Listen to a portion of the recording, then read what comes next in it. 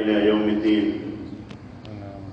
يا منزل الآيات والقرآن بيني وبينك حرمة الفرقان، اشرح به صدري لمعرفة الهدى وأجل به جسدي من النيران. يا رب. يسر به أمري واقض مآربي واعصم به قلبي من الشيطان. أنت الذي أطعمتني وسقيتني وكسوتني من غير كسب يد ولا دكان، ونشرت لي في العالمين محاسنا وسترت عن أبصارهم طغياني. والله لو علموا قبيح سريرتي لأبى السلام علي من يلقاني، لكن سترت معايبي ومسالبي وحلمت عن سخطي وعن طغياني. فلك المدائح والمحامد كلها بجوانحي وجوارحي ولساني. أما بعد، أحبة رسول الله صلى الله عليه وسلم، في هذه الليلة الطيبة معنا كوكبة من علماء الأوقاف في دار الأوقاف العاشر من رمضان. نحيي هذه الليلة ذكرى رحلة الإسراء والمعراج بحبيبنا محمد صلى الله عليه وسلم. يذكرون حضراتكم بما حدث للنبي صلى الله عليه وسلم في هذه الرحلة الطيبة المباركة، وهي آيات رآها النبي صلى الله عليه وسلم بمثابة الرسائل التي يبثها إلى أمته صلى الله عليه وسلم، حتى يعلموا أن النبي صلى الله عليه وسلم له قدر عند الله عز وجل، وإن ضاقت الأرض عليه فقد فتحت أبواب السماء بأبوابها للنبي صلى الله عليه وسلم. ومعنا فضيلة الشيخ شعبان عبد الحميد مقرئا، ومعنا الشيخ المصري سعيد حسن متحدثا، ومعنا فضيلة الشيخ محمد نجيب مبتهلا. فنسأل الله سبحانه وتعالى أن ينفعنا بعلمهم، إنه ولي ذلك والقادر عليه. والآن مع فضيلة الشيخ شعبان، فليتفضل.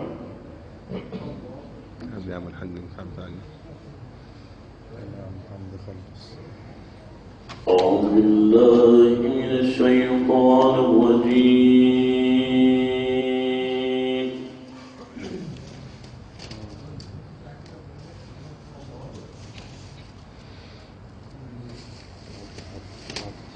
بسم الله الرحمن الرحيم.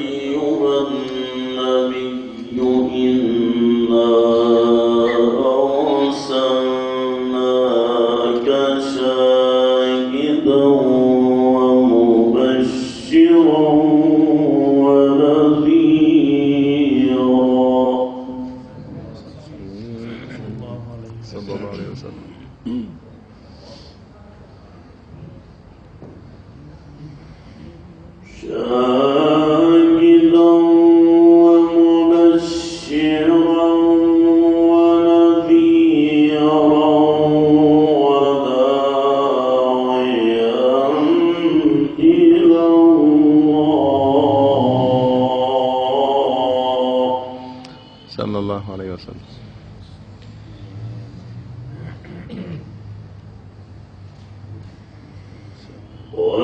وداعيا إلى الله بإذنه وسراجا منيرا.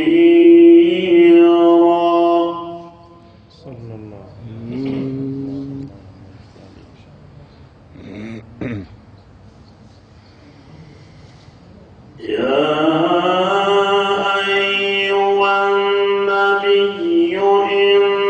عليه وسلم.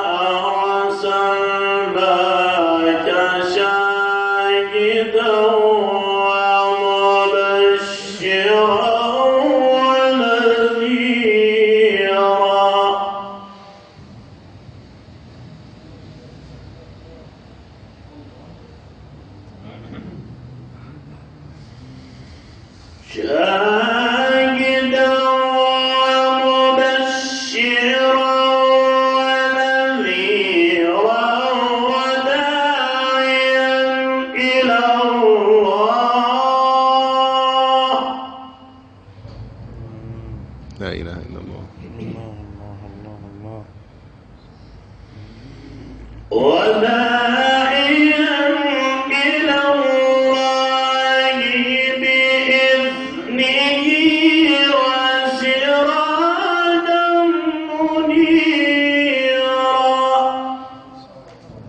الله.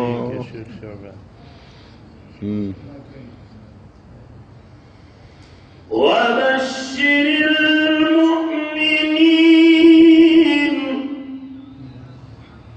الله عليك. وبشر المؤمنين.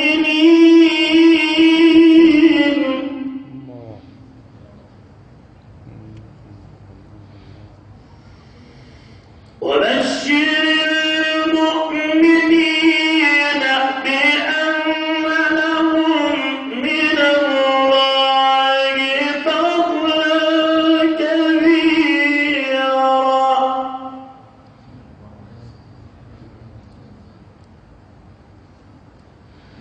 ولا تطع الكافرين والمنافقين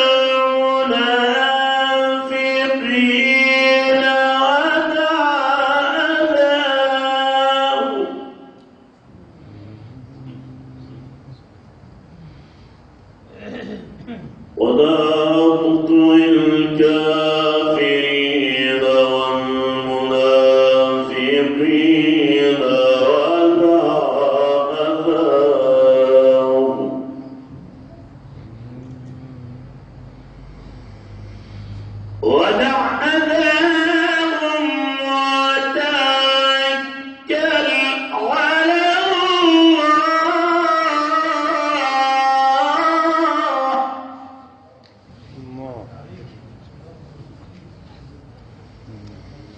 ولا تطع الكافرين والمنافقين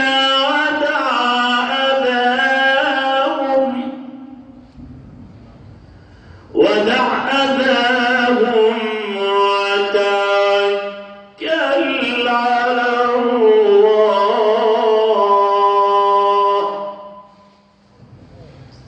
وتوكل على الله وكفى بالله وكيلا. صدق الله العظيم. الله يفتح عليك يا مولانا. صدق الله العظيم وصدق رسوله الكريم. عذرا رسول الله إن قصرت في وصف فإن جمالكم لن يوصفا. صلى الله عليه وسلم. قد جاءت قديما ذرة من نوركم جمل الرحمن منها يوسفا. والله لو جد العباقر كلهم في وصف أفضاله لن تعرفا. والله لو ماء البحار بجمعها كان المداد لوصف أحمد ما كفى. صلى الله عليه وسلم. والله لو قلم الزمان من البداية إلى النهاية ظل يكتب ما اكتفى. والله لو قبر النبي تفجرت أنواره للبدر ولا واختفى. يكفيه لقيا في السماوات العلى وبحضرة الرب الجليل تشرفا. يكفيه أن البدر يخسف نوره ولكن نور محمد لن يخسفا. صلى الله عليه وسلم. أحبة رسول الله صلى الله عليه وسلم، وليكون الحديث موصولا فمعنا فضيلة الشيخ المصري سعيد حسن متحدثا فليتفضل.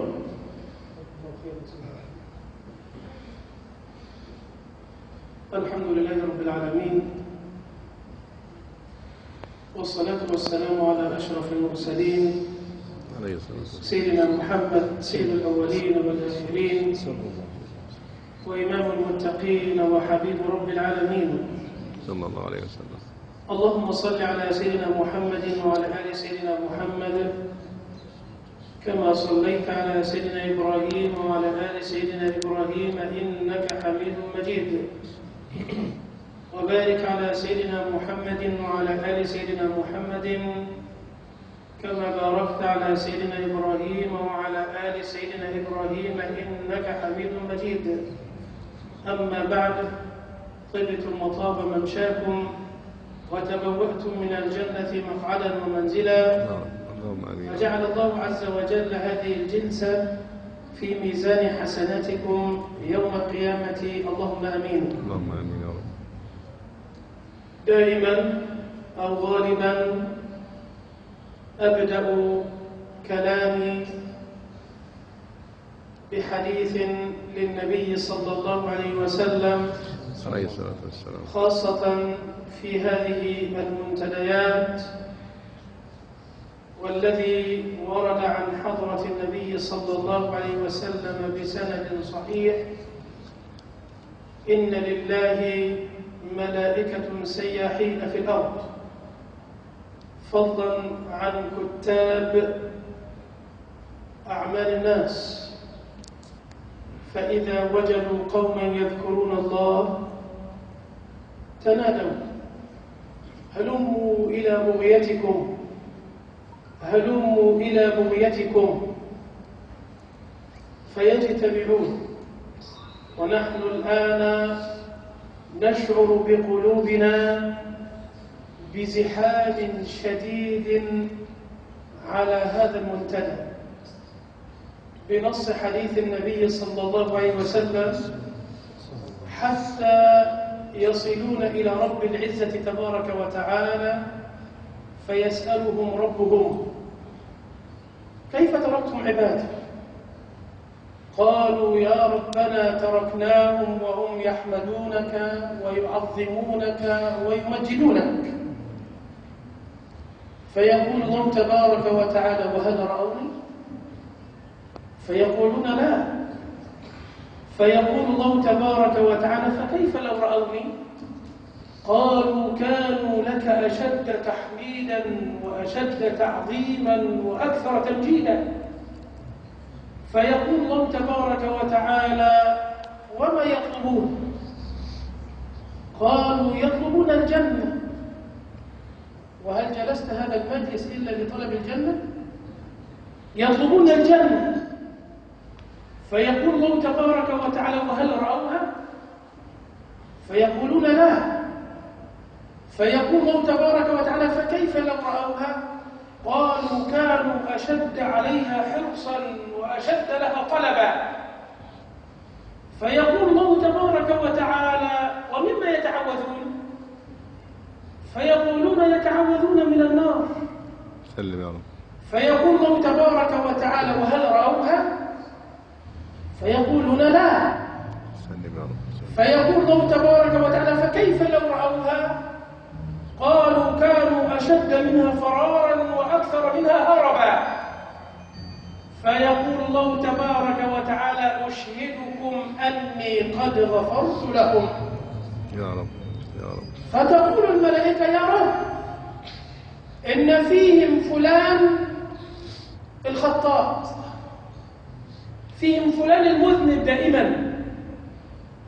فيقول الله تبارك وتعالى: هم الجلساء لا يشقى جليسهم إن لم تنتفع كريم بكلام اليوم ولم تخرج بمعلومة يكفيك أنك ستخرج من هذا المسجد وقد غفر الله لك ذنبك، بنص حديث النبي صلى الله عليه وسلم. صلى الله عليه وسلم. اليوم بإذن الله وتوفيقه أحدثكم عن أعظم رحلة عرفت في التاريخ، هي رحلة الإسراء والمعراج. بطلها حضرة النبي صلى الله عليه وسلم. ربنا تبارك وتعالى من جميل لطفه بعباده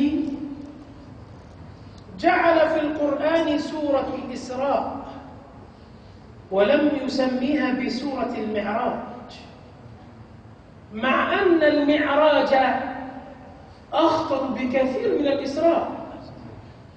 الانتقال من المسجد الحرام إلى المسجد الأقصى في الوقت الحالي مش معجزة خالص. احنا عندنا الصواريخ عابرة القارات، من أفريقيا إلى أوروبا إلى آسيا إلى كذا إلى كذا. عندنا طائرات بتسبق الصوت. الموضوع ده بسيط، ده برهة ننتقل من هنا إلى هنا، مع أن القرآن لكل العصور والأزمان. لما لم تكن سورة المعراج؟ لأنه أخطر من الإسراء. لطف الله عز وجل بعقول هؤلاء الناس الذين نزل عليهم القرآن، هم مع أنه إسراء وانتقال من مكان إلى مكان على الأرض وكذبوه.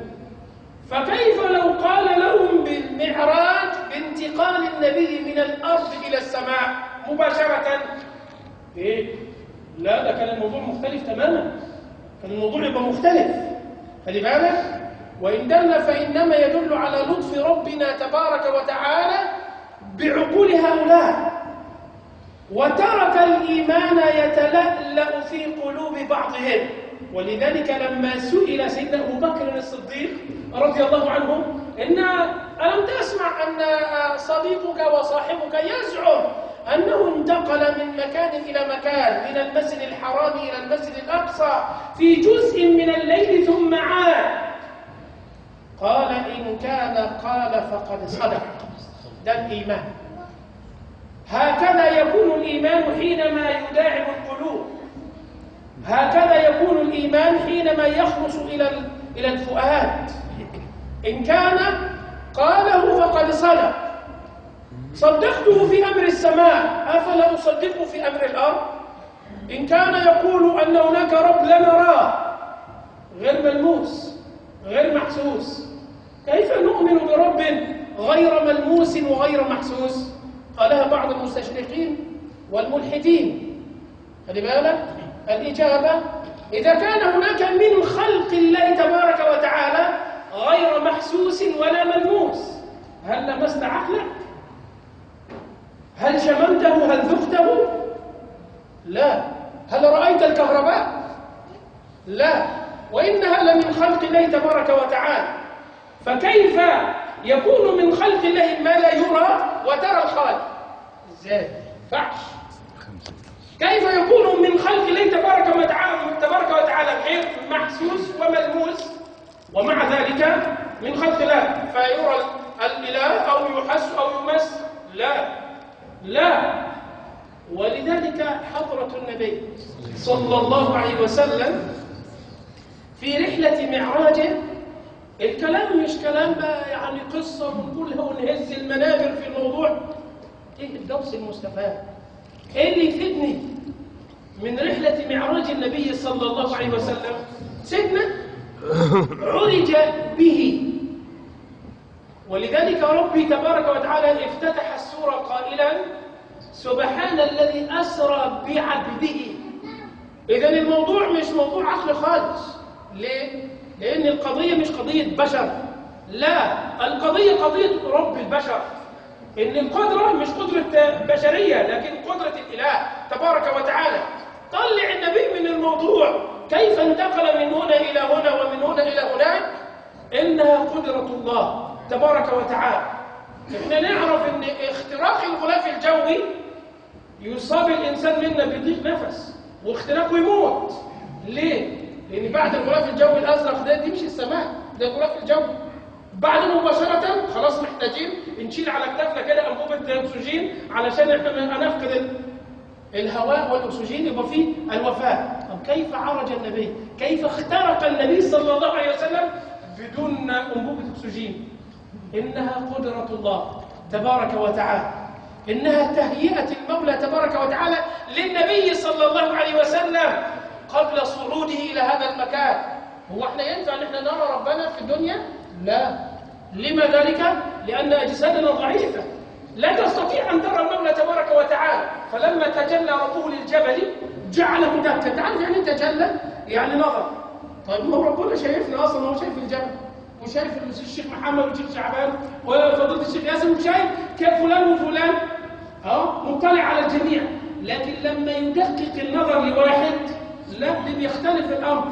لما يبقى أنا على المنبر وفي ولد شباب كده عمال يضحك كده ولا بتاع، وانا بتكلم معاه او بتكلم مع الجميع، لكن لما اروح باصص له كده اهو ومدقق له النظر دقيقه كده يحمر وجهه يتغير. ليه؟ علشان انا سبت الناس كلها وهكذا ربي تبارك وتعالى لما تجلى بجلاله للجبل اندق الجبل. احنا ما نقدرش نشوف المولى تبارك وتعالى بهيئتنا هذه، خلي بالك. اذا نحتاج لتعديل. النبي صلى الله عليه وسلم إن دل فإنما يدل على الإعجاز. سبحان الذي أسرى بعبده، وإضافة النبي صلى الله عليه وسلم لربه ده تكريم. يقول لك فلان ده شغال مع فلان باشا، حتى لو كان الجنين بتاعه، عشان هو جنين الوزير أو المحافظ أو هو شغال السفراجي بتاع سيادة الرئيس، ده واسطة كبيرة خالص. ليه؟ دايما شرف العبد من شرف سيده. فلما ربنا تبارك وتعالى يقول سبحان الذي أسرى بعبده وروح ضيفه لله تبارك وتعالى، إن دل فإنما يدل على مكانة لا تنبغي إلا لرسول الله صلى الله عليه وسلم. شرف كبير خالص وتكريم. لما النبي صلى الله عليه وسلم صعد إلى السماء وجد في السماء الأولى آدم عليه السلام، في السماء الثانية سيدنا يحيى، سيدنا عيسى، في الثالثة وجد سيدنا يوسف، في الرابعة سيدنا إدريس، في الخامسة سيدنا هارون، في السادسة سيدنا موسى، في السابعة سيدنا إبراهيم. ثم بعد ذلك وصل إلى سدرة المنتهى الذي ينتهي عندها كل شيء، حتى جبريل عليه السلام زعيم الملائكة، كبير ورئيس وزعيم، لكن له حدود حتى لا يحترق من أنوار الكمال. أما حضرة النبي لا حدث ولا حرج، يخترق النبي أنوار الكمال ويخترق أبعد من سدرة المنتهى حتى يقف على بساط أنس الله تبارك وتعالى. هل ورد في القرآن أو في سنة النبي صلى الله عليه وسلم أن الله تبارك وتعالى أمر النبي صلى الله عليه وسلم بخلع نعله في هذا المكان؟ لا، لم يرد. أما في القرآن اخلعنا عليك إنك بالوادي المقدس طوى. لمين؟ لسيدنا موسى. ليه؟ ده كان هنا في سينا في الطور، ده مكان مقدس وكان محترم، لا ما ينفعش شيل حذاء تحت باطك كده ولا حطه على جنب كده. لكن سيدنا النبي حتى يقف على بساط أنس الله تبارك وتعالى ولم يؤمر بخلع نعله. إن دل فإنما يدل على مكانة النبي صلى الله عليه وسلم، يعلو ويعلو ويرتقي ويرتقي، يترك جميع الأنبياء حتى جده كبير الشبه به سيدنا النبي صلى الله عليه وسلم، جده إبراهيم عليه السلام، يخلفه في السماء السابعة ثم يخترق النبي. لما ذلك؟ حتى يكون الأمر مباشر. أي أمر؟ الأمر بالصلاة اللي احنا لسه مصليينها دي.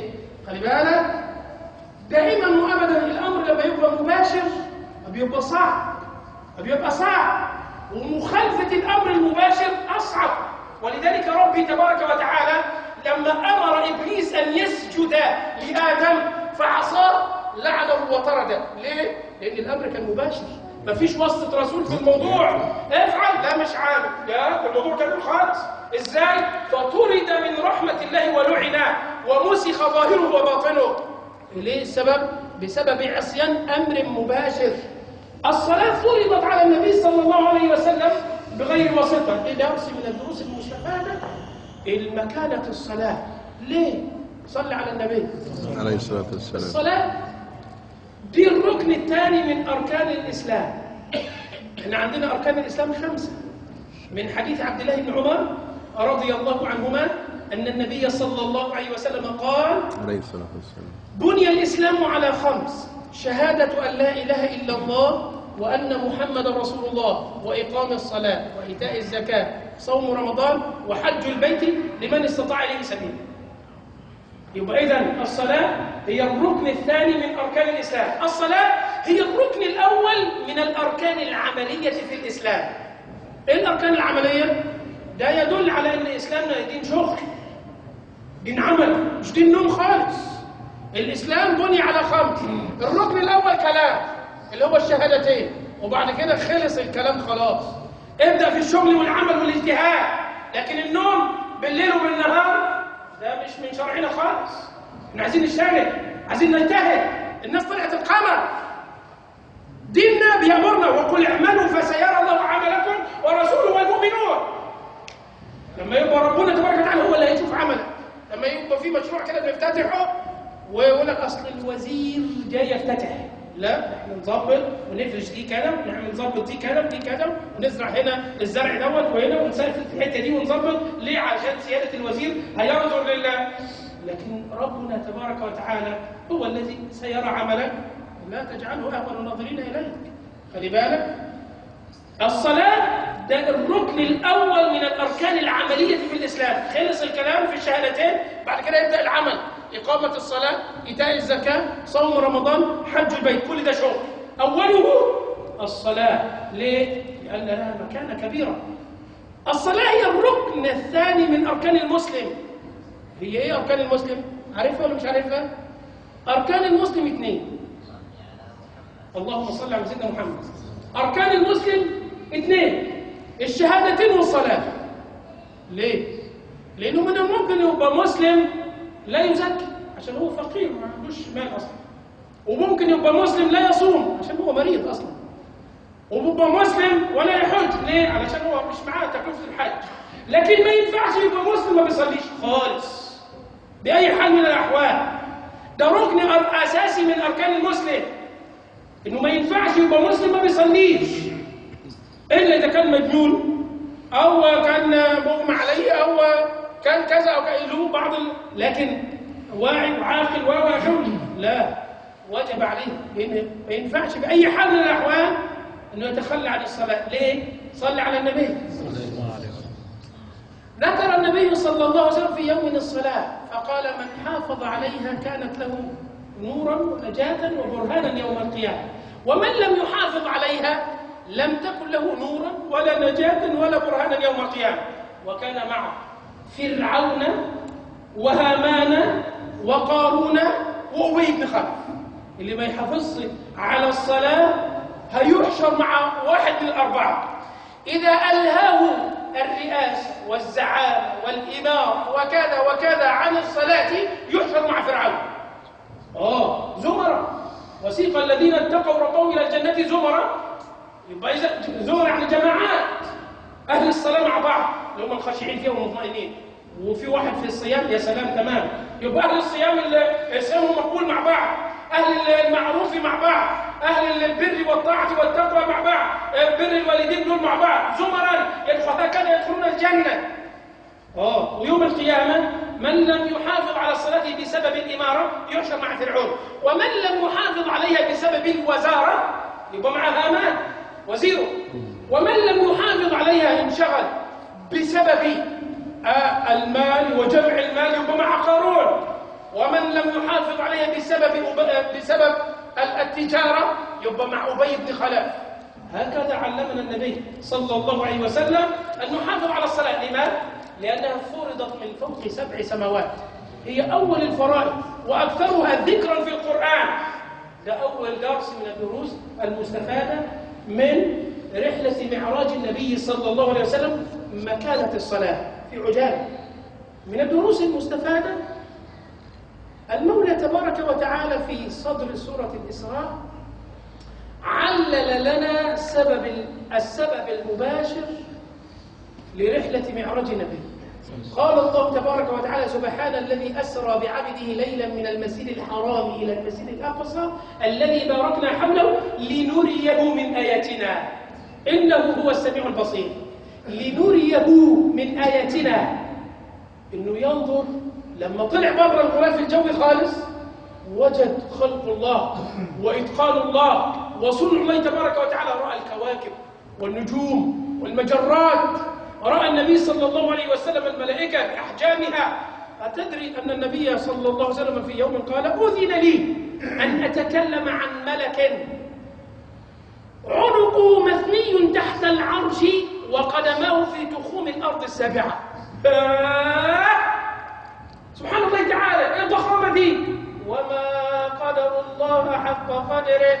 ده خلق من خلق الله.